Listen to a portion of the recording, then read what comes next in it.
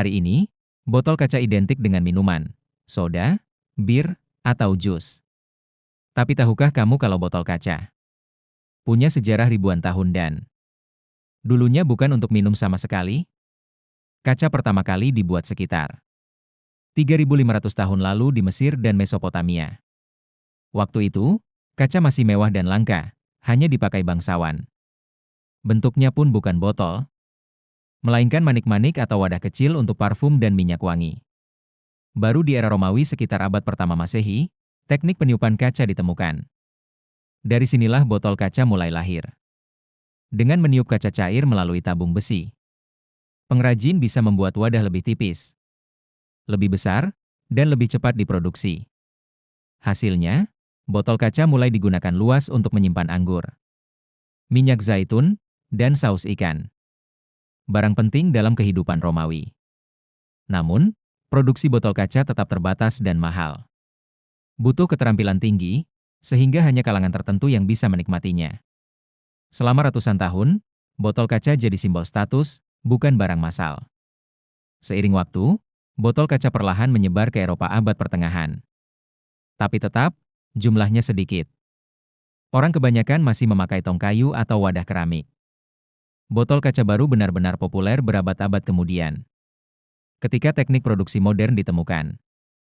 Jadi, botol kaca yang sekarang kita anggap biasa dulunya adalah barang mewah yang hanya dipakai untuk parfum, minyak, atau anggur kaum elit. Perubahan besar datang pada abad ke-19. Saat revolusi industri melahirkan mesin pembuat botol otomatis.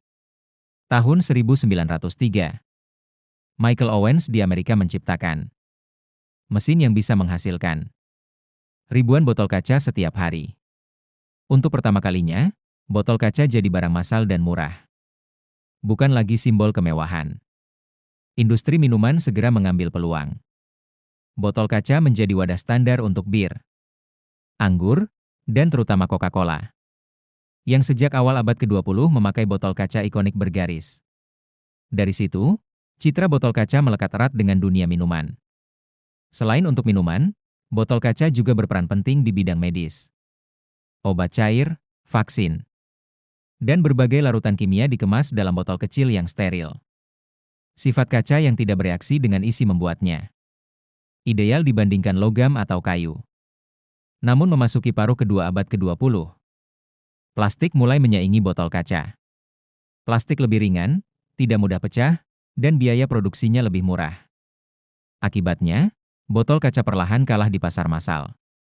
Meski begitu, hingga kini botol kaca masih dipakai sebagai simbol kualitas premium.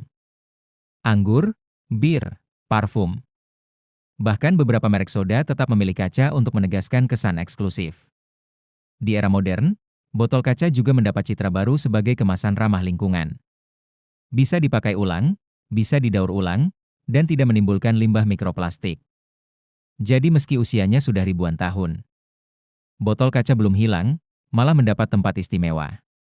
Dari wadah parfum Mesir kuno, botol anggur Romawi, hingga botol Coca-Cola modern, botol kaca adalah bukti bagaimana satu inovasi sederhana bisa mengubah budaya manusia. Jangan lupa like, komentar, dan subscribe, supaya tidak ketinggalan cerita sejarah absurd lainnya. Sampai jumpa di video selanjutnya.